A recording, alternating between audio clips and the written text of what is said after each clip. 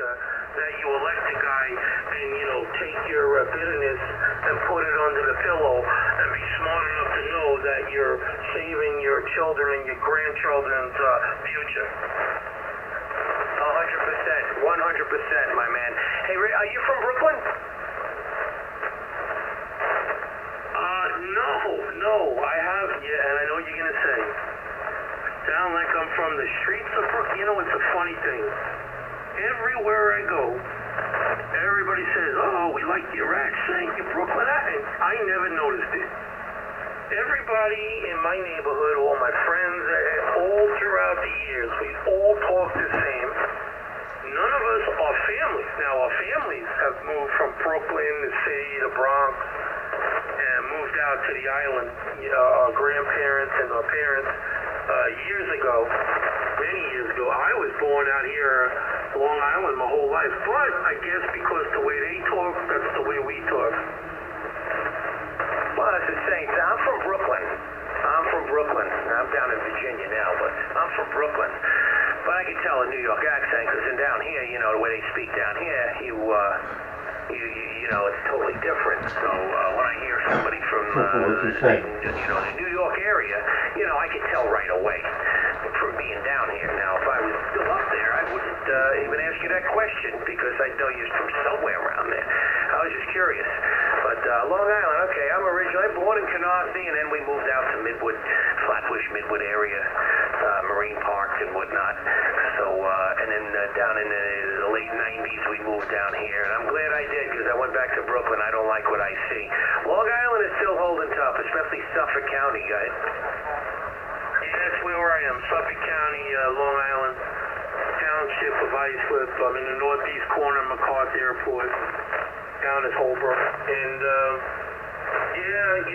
both dads, my grandfather and my dad was born in the Bronx. My mom's from Brooklyn, born in Brooklyn. Her family, they migrated to Long Island when she was a kid, and same thing with my dad, they migrated to Long Island when he was a kid. And then my dad met my mom in school, and then one thing led to another, and I was born out here in the island. Very nice. Yeah, I'm looking, you draw a line from where I am here on the coast to where you are. There's absolutely no land in between us. It's close.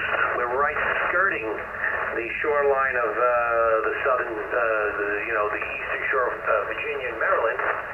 And then straight up into Long Island, there's no land in between us, so to speak. There might be a little strip of land here before my signal gets over the water, and probably the same with you. But basically, it's in between us is nothing but the Atlantic Ocean, Rich. Good. Okay, yeah, 20 over, solid 20 over. And that explains why I get into Virginia so good.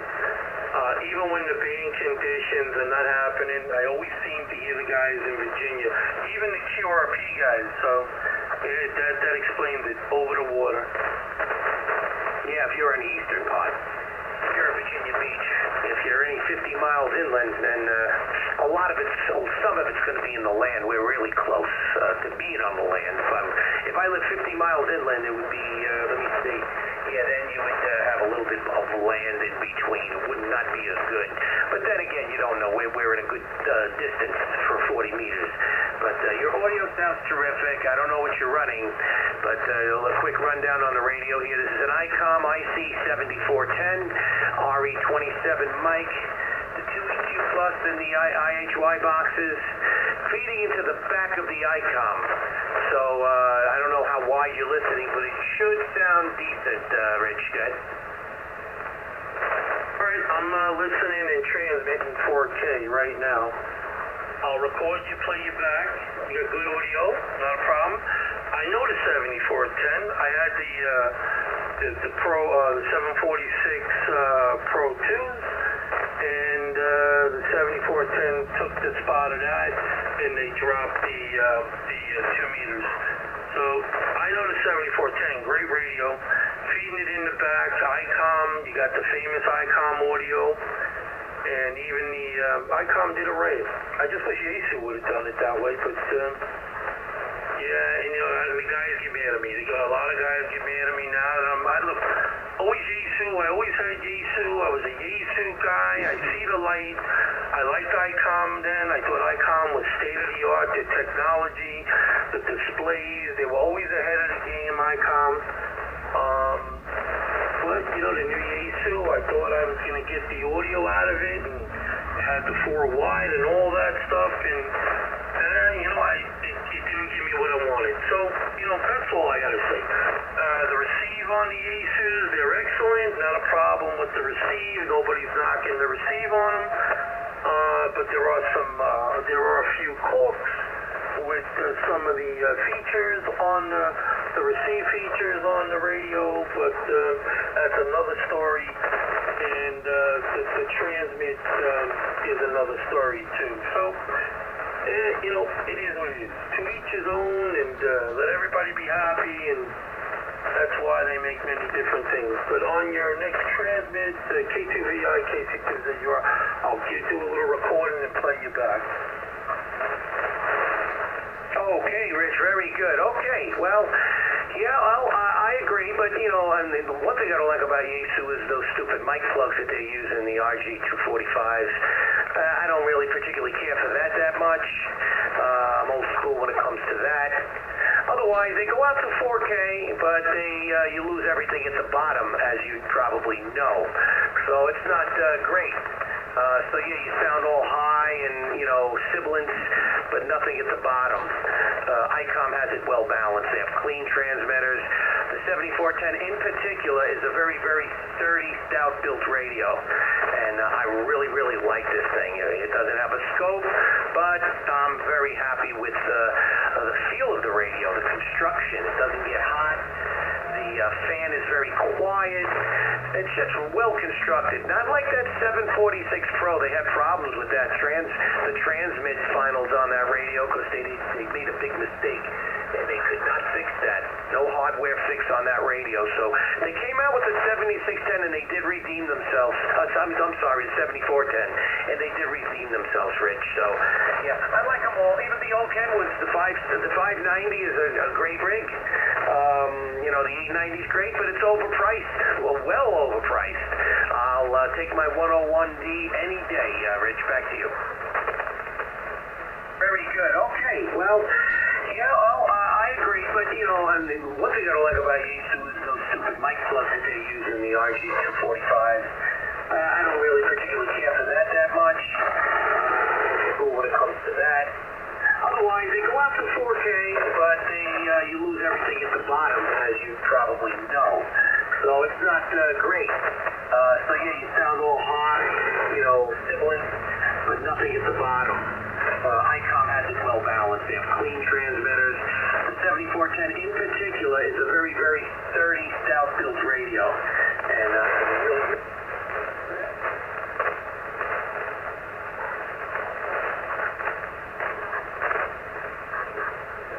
dropped out, Rich. No, I stopped. That was your playback. If you probably heard the static crashes I'm getting too. I am. Sounded good. I'm very happy with it.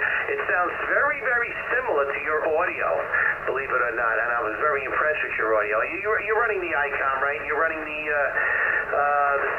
756, or which one are you running again? I'm running the Hermes Light too. Here we go with that freaking radio again. What is that, Hermes? I never heard of it. Here we go. The AB2VW, the Volkswagen man. Eddie's Hermes Light 2 smoke sims. Eddie, tell him about the Hermes Light. Herpes? Yeah, there's a lot of people on the herpes, brother. What the freaking radio? Tony, you gotta get one, man. Everybody's getting one. It's only like $400 for this damn thing. What a freaking radio. Really? I never heard of it. $400? The Chinese? You gotta build it, but it's only 2 boards you gotta put together and fucking include. And then you hook it up with the Adidas software. Holy Jesus. Wow. Okay. Let me look that up, man. MES? Rich, keep him this one down, Richie. All right, my friend Eddie is correct. It's Hermes, Hermes. It's if you got YouTube, first before I send you to the website, look at the YouTube videos. And a friend of mine, Mike N2MDS, he's got a bunch of good videos he did on the Hermes Light 2. And if you go to YouTube, right, you type in Hermes, Hermes, Light, Lite, number 2, and check out some of them videos. See if you can find the video by N2MDX. And there's quite a bit more. And oh yeah, that's the radio. Wow, I'm looking at it now. Up and down conversion, software defined. Wow, yeah, because who you want to spend $3,500 on an Anon or a Flex?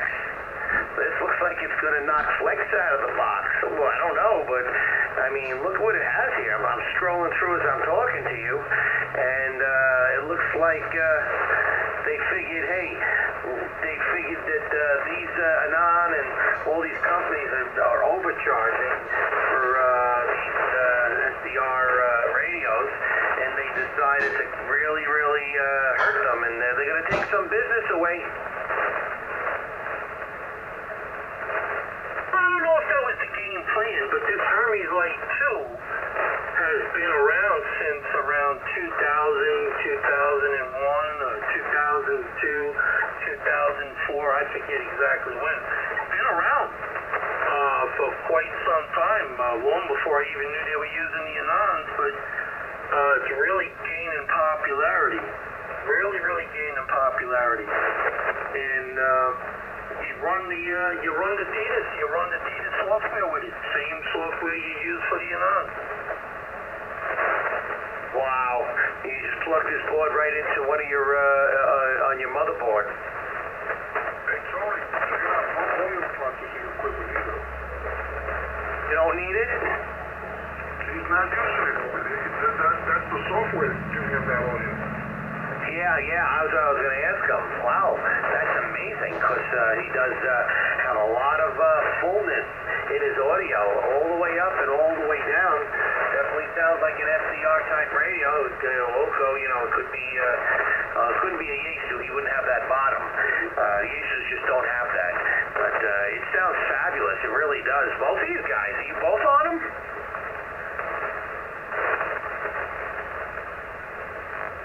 Hey, Richie, I just built my second one. And now Tony, that's Mike N2MDX. Now he's on his second Hermes Light 2. Listen to him. And he's using a Mike, if I'm not mistaken. You tell him what mic you're using. Very simple USB mic. Inexpensive, comes with, I don't know, over $1,500 worth of rack software. It's amazing. And all I'm running is a microphone plugged into the sound card. That's it. It's insane. Sounds fantastic. I'm seeing them for $269. Yeah, well, that's just the one board, then you have to get the other board with it. But I'm on the first Hermes Light 2, Richie. The second one I'm building right now in front of me. Just took me about maybe, 5 minutes to build it. But yeah, Tony, what's going on? This is N2MDX. I'm running about 1,000 watts of Mercury 3 power with the Hermes Light 2 there, Roger. Yeah, you're a little above 20 over, huh? You're about 25 over S9. Very strong signal. The Mercury's a great amp. I just have 4 amplifiers. I can't justify buying a Mercury, but that Hermes, that's different. I might really want to get that. That's so affordable. If I don't like it, I can sell it. But yes, the $400 all in all, that's not a big layout of money to get the audio sounding like that. How's the receive on it, and what are you using for, the scope? Does it have its own spectrum scope, or you use another program for that? No, everything's pretty much built into the Hermes. So I'm using this software thing they use for a non.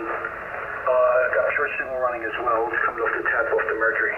Microphone you listen to is a Personos Revelator with a little bit of software involved, and that's pretty much it, man. I mean, the radio is doing itself.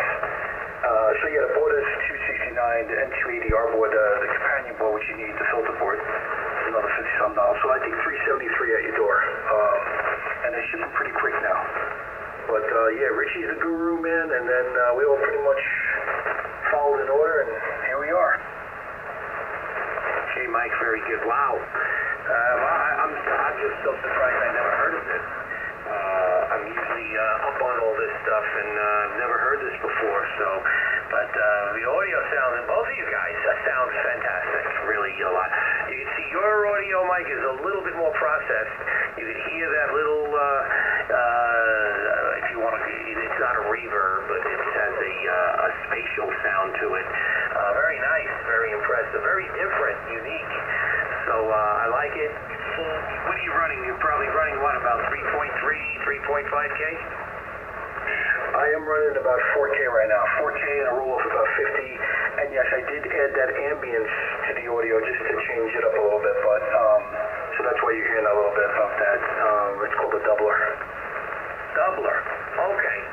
Yeah, it's perfect the way you got it set. If you notched it up a little more, it definitely would not do you well. And if you put it down, you probably wouldn't hear it. It's just a very subtle sound, different, sounds good. I love it, and you've got a lot of nice strength at the bottom and good strength on the top, and it sounds terrific. Unfortunately, I don't know, let me look at I can only listen to you around 3.6, so I can't get the full 4, but I do hear 3.6, and both of you guys are very impressive, great signals, and I don't know if you're running, what you guys are running for antennas. Mike, are you in Brooklyn? Negative. I'm in Toms River, New Jersey, a little town called Beechwood. I'm running a ZS6 BKW multi-band dipole. So, yeah, real good there, Tony. And you sound good over here as well. I'm just running 100 watts in a 7410, feeding RE27, and the two IHY boxes right to the back of the radio for me to jump before it, and so it's bypassing certain stuff in the radio, and it should give me a little bit more bottom doing it this way. So I'm not sure if it gives me more bandwidth on transmit, but feeding it through the back definitely opens up the bottom a little more, okay? Very nice. So just so you know, it took me 5 minutes to build a Hermes. I didn't put the shim in yet. That's another thing. It's going to drill the hole for, but 5 minutes to build a Hermes. Go ahead, Richie. I'm not that fast, Mike. It takes me about an hour. I take my time, I lay it out, and my eyes aren't so good anymore. But I guess it's about an hour's work for me, and because I'm an old man, I procrastinate. Sand everything down, drill the hole, I countersink the back of it. By the time I get the drill press out, the tools and everything. But yeah, I figure about an hour. And so if I could do it in an hour, Mike could do it in 5 minutes. Anywhere in between that would be a good time. If you never did it before, you're going to have to make sure you get all the proper hardware, all the tools you need together, and piece of cake. But yeah, it's not a hard build. It's the hardest thing, just got to drill a hole. Make sure the hole is in the correct spot and it's straight. And the hole is just so you can put the screw through to hold the heat sink to transfer the heat from the PC board with the finals to the aluminum case. That's all that's for. So when you tighten the screw, tightens everything down and transfers the heat. And that's about it. So, yeah, it's $387 with the shipping. Okay, so you get the board for $269, $52 something for the filter board. Then you need 16 and change for the case that it goes in. That's all you need. Those 3 pieces. The DHL shipping's another $37. You add that in, it comes to $309.